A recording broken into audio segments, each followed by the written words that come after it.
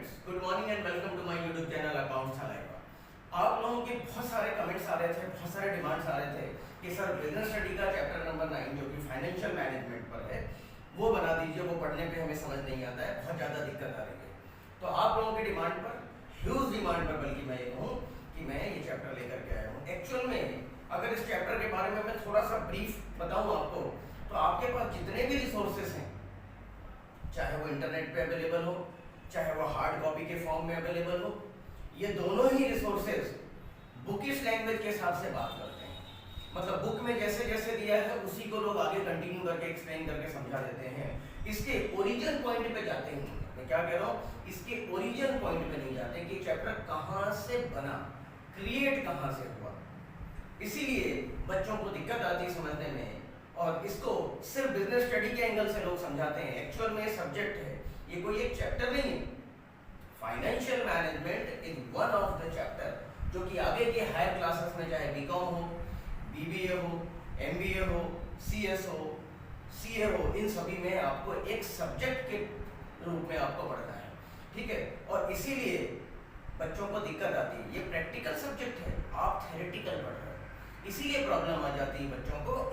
और ये ठीक उसी तरीके से जैसे 3 इडियट मूवी के अंदर आमिर खान मशीन की डेफिनेशन बहुत सिंपल लैंग्वेज में कहता है, बट वही मशीन की डेफिनेशन चतुर सिंह से जब पूछा जाता है तो वो बुकिश लैंग्वेज में कहता है। और आप याद करें, उस मूवी को थोड़ा सा रिकॉल करने की कोशिश करें।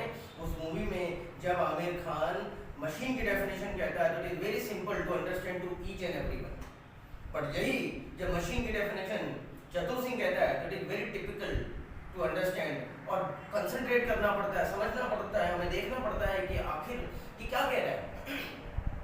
तो जितनी ही हमारी ओन लैंग्वेज में बात की जाए, आसान लैंग्वेज में बात की जाए, उतना ही चैप्टर को कनेक्ट करना आसान होता है और वो इजी हो जाता है किसी भी स्टूडेंट के लिए। और सबसे बड़ी बात माय डियर फ्रेंड, वो ज़्यादा टाइम तक रिटेन करके रखा जा सकता है। तो चलिए स्टार्ट करते हैं बिजनेस स्टडी के चैप्टर नंबर 9 फाइनेंशियल मैनेजमेंट को अकाउंटिंग के पॉइंट ऑफ व्यू से कनेक्ट करके पढ़ेंगे। चलिए स्टार्ट करते हैं।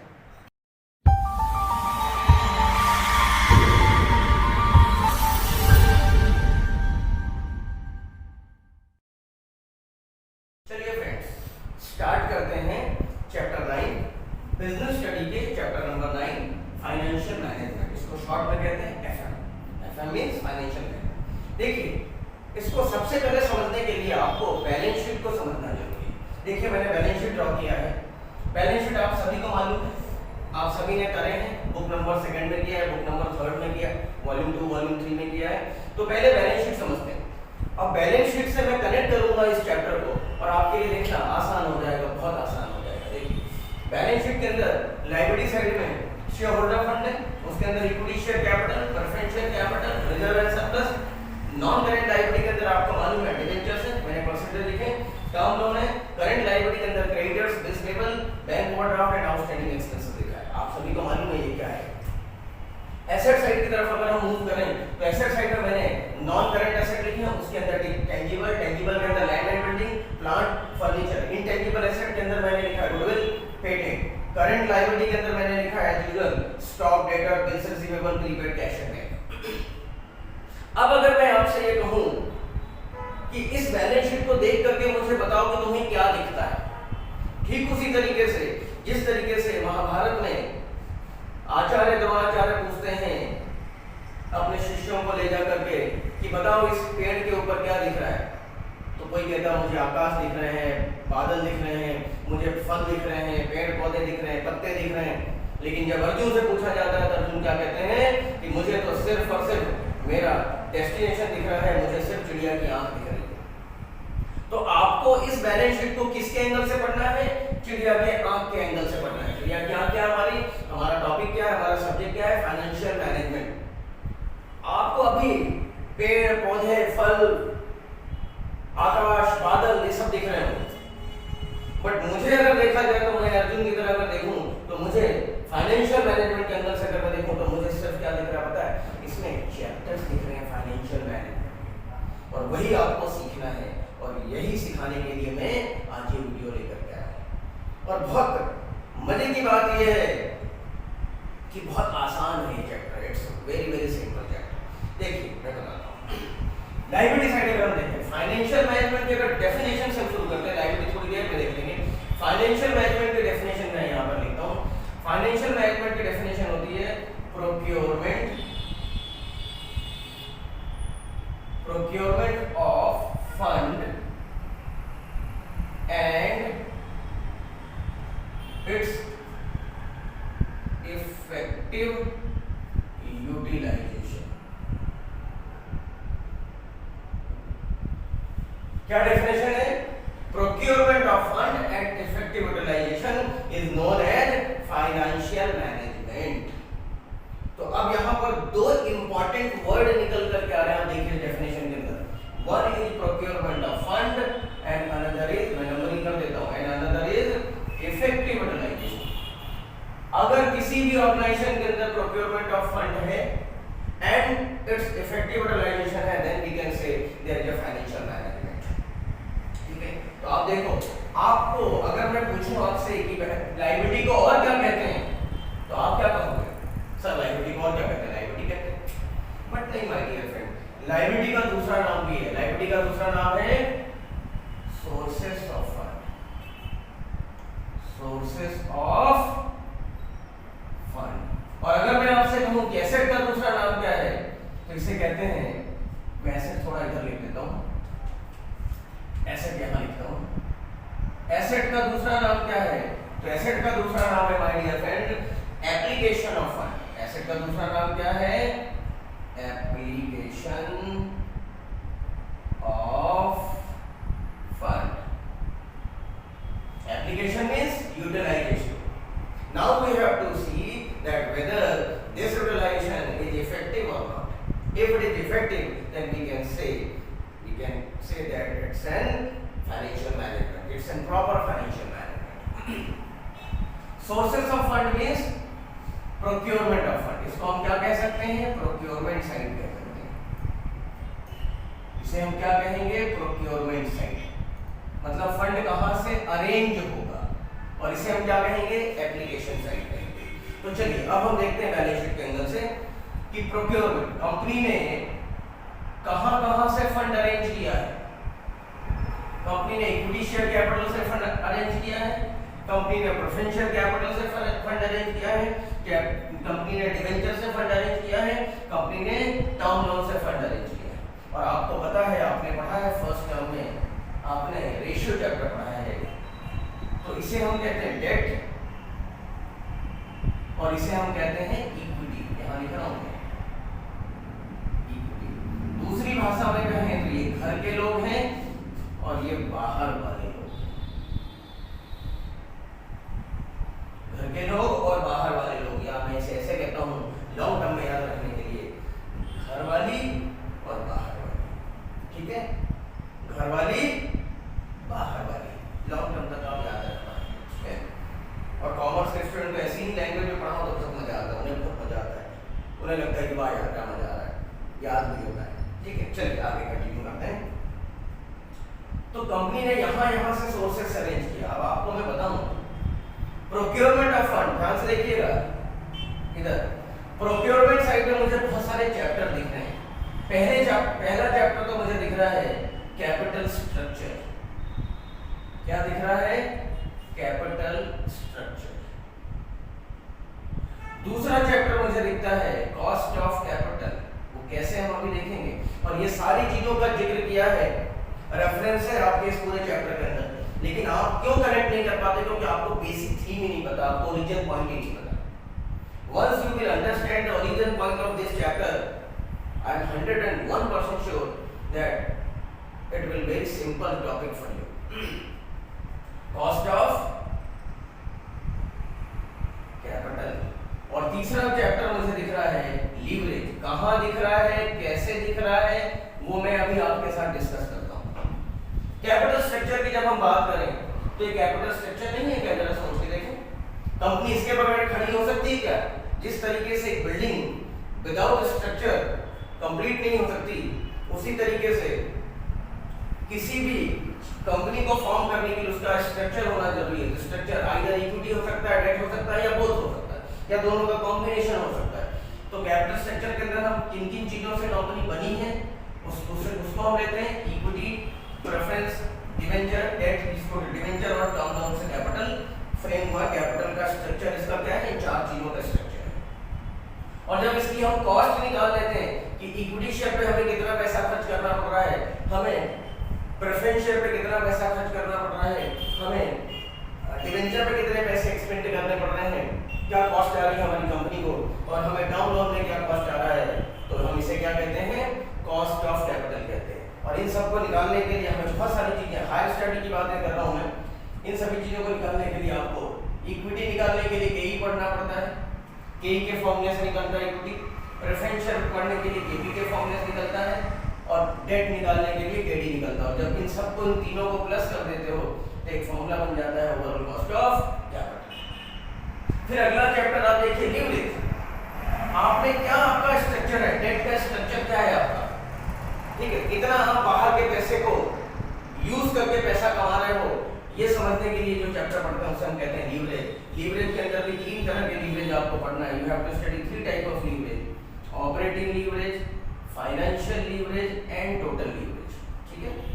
ये आपका अभी यहाँ नहीं है, क्लास 12 में नहीं है, ठीक है, ये भी क्लास 12 में, बट हायर क्लासेस में आपको पढ़ना है। तो यहाँ से बेस अगर स्ट्रॉन्ग रहेगा तो आप आगे कनेक्ट कर पाओगे। मैं पूरा डिटेल में नहीं पढ़ाऊंगा क्योंकि हमारे सिलेबस का पार्ट नहीं है, बट मैंने सिर्फ नाम इसलिए लिया है कि आगे भी कभी क्लासेस में आए तो आप कनेक्ट कर पाओ, आपको मजा आए, ठीक है। तो देखिए, मुझे तो ये तीन चैप्टर दिखे अभी तक, यहाँ तक अभी मैंने करंट लायबिलिटी छोड़ा है, पहले मैं एसेट की बात करता हूँ। एसेट साइड अगर हम चले तो एसेट साइड में भी मुझे दो तीन चैप्टर दिख रहे हैं। पहला चैप्टर तो मुझे दिखता है एसेट साइड के अंदर, यूटिलाइजेशन साइड के अंदर, उस चैप्टर का नाम है कैपिटल बजटिंग, कैपिटल बजटिंग। और दूसरा चैप्टर मुझे दिखता है, ध्यान से देखिएगा, मैं थोड़ा ऊपर लिखता हूँ, सेकेंड चैप्टर मुझे दिखता है, इसको हेल्प करने के लिए चैप्टर बनता है, उस चैप्टर का नाम है time value of money, time value of money, ठीक है।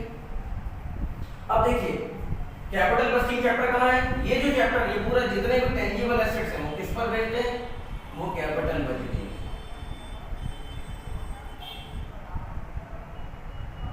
यहाँ जो चैप्टर आपने देखे, ये सारे चैप्टर किस पर बेस्ड थे, ये कैपिटल स्ट्रक्चर, मैं यहाँ लिख रहा हूँ capital structure plus cost of capital, इन दोनों के लिए, इनके लिए भी ये चीज एप्लीकेबल है, ठीक है। और ये कैपिटल बजटिंग, आप क्या छोड़ दिया, पूरी बैलेंस शीट को जरा ठीक से देखिए, आप पॉज कर लीजिए, आप या कॉपी में लिख रहे हैं तो कॉपी में जरा देखें। पूरी बैलेंस शीट के अंदर हमने ये यहाँ तक देख लिया लायबिलिटी साइड में, यहाँ तक देख लिया एसेट साइड में, ठीक है, ये भी इसी में आ जाएगा, गुडविल वगैरह भी इसी में आ जाएंगे, कैपिटल बजटिंग के अंदर आ जाएगा, ठीक है। अब करंट एसेट और करंट लायबिलिटी हमने छोड़ दिया है पूरी बैलेंस शीट के अंदर, और जब करंट एसेट और करंट लायबिलिटी छोड़ दिया है तो जब इसके लिए जो चैप्टर बनाया गया है उस चैप्टर का नाम है my dear friend working capital management. ये आपने कैश फ्लो के अंदर भी पढ़ा है थोड़ा सा पार्ट, ये आपने रेशियो के अंदर भी पढ़ा है, ठीक है। तो मैं यहाँ इनके सेंटर पे लिख रहा हूँ, इन दोनों के लिए करंट एसेट और करंट लायबिलिटी के लिए एक चैप्टर बना है, फिफ्थ चैप्टर, उसका नाम क्या है, वर्किंग कैपिटल मैनेजमेंट,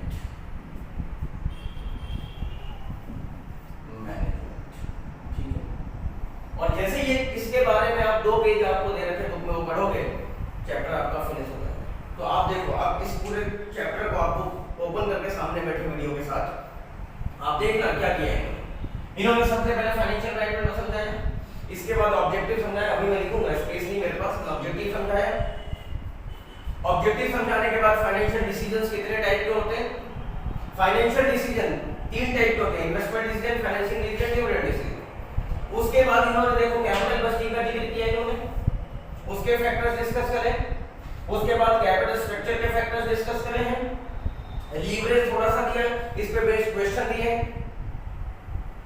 इसके बाद वर्किंग कैपिटल मैनेजमेंट को समझाया है, उसके फैक्टर, इन सारी चीजों के फैक्टर समझाए और चैप्टर क्लोज हो जाता है, ठीक है। चलिए अब हम इसको मैं मिटाता हूँ, इतना स्पेस मुझे चाहिए, ये मैं रब कर रहा हूँ, आप चाहें तो स्क्रीनशॉट ले सकते हैं।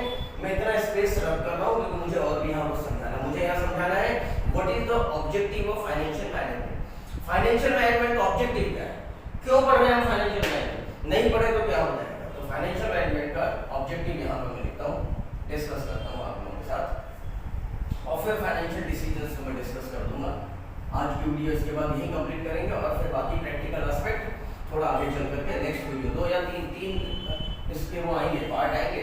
3 पार्ट के अंदर आप बहुत अच्छे से देखो, बड़े पार्ट में नहीं बनाना चाहता, नहीं तो 1 घंटे 1.25 घंटे की वीडियो में मैं कंप्लीट कर सकता हूँ पूरा चैप्टर, बट 1 घंटे आप देख नहीं पाएंगे, बोरिंग होने लग जाएगी, नींद आ जाएगी आपको, ठीक है, क्योंकि पहली बार पढ़ रहे हो आप। तो मैं 15-20 मिनट्स के पार्ट में 3 पार्ट लेकर के आऊंगा, इन तीनों पार्ट को आप देख लेना, trust me my dear friends, इससे आसान चैप्टर आपको नहीं लगेगा। और सबसे बड़ी बात, एग्जाम में आप ऐसा परफॉर्म करके आओगे, पूरे के पूरे मार्क्स आप स्कोर करोगे, 1 मार्क भी नहीं कटेगा आपको, ठीक है। और आपकी कॉपी लोगों से हजारों कॉपियों में अलग दिखेगी, ठीक है। तो चलिए ऑब्जेक्टिव की बात करते हैं। What is the objective of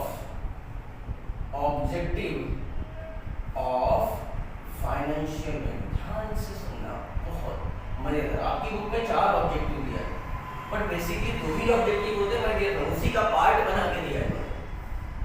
higher classes में आप देखेंगे, जब आप जाएंगे या इंटरनेट पे भी सर्च करेंगे तो आपको मिल जाएगा। फाइनेंशियल मैनेजमेंट सीए वगैरह की बुक देखेंगे तो भी वहां मिल जाएगा। फाइनेंशियल मैनेजमेंट के 2 ही ऑब्जेक्टिव होते हैं। पहला होता है प्रॉफिट को बढ़ाना, that is known as profit maximisation,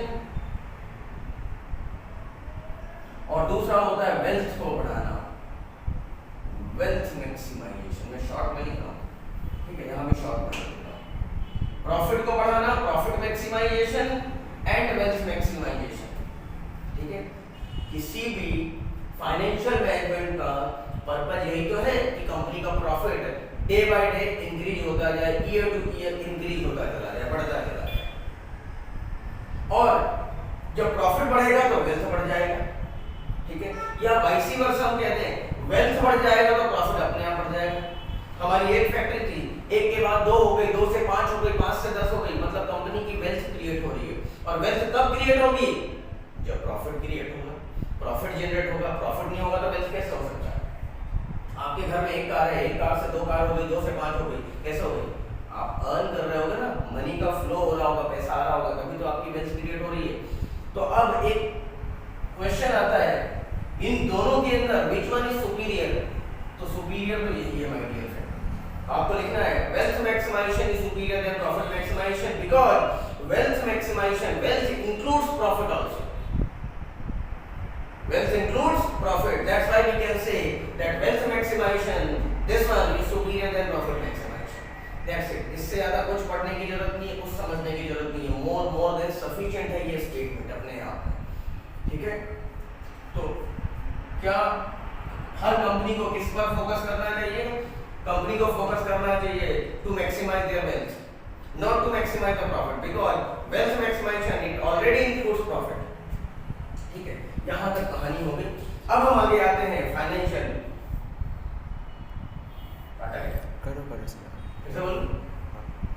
अब हम आगे आते हैं फाइनेंशियल डिसीजन के अंदर, बुक रेफर करेंगे आप। तो जो फाइनेंशियल डिसीजन होते हैं वो 3 पार्ट में डिवाइडेड है। देखो कितने मजे, इसको कभी नहीं भूलना। इस पूरे चैप्टर क्या माय डियर फ्रेंड, अकाउंट पढ़ो, इकोनॉमिक्स पढ़ो, बीएस पढ़ो, सब में इसका कहीं ना कहीं रोल है।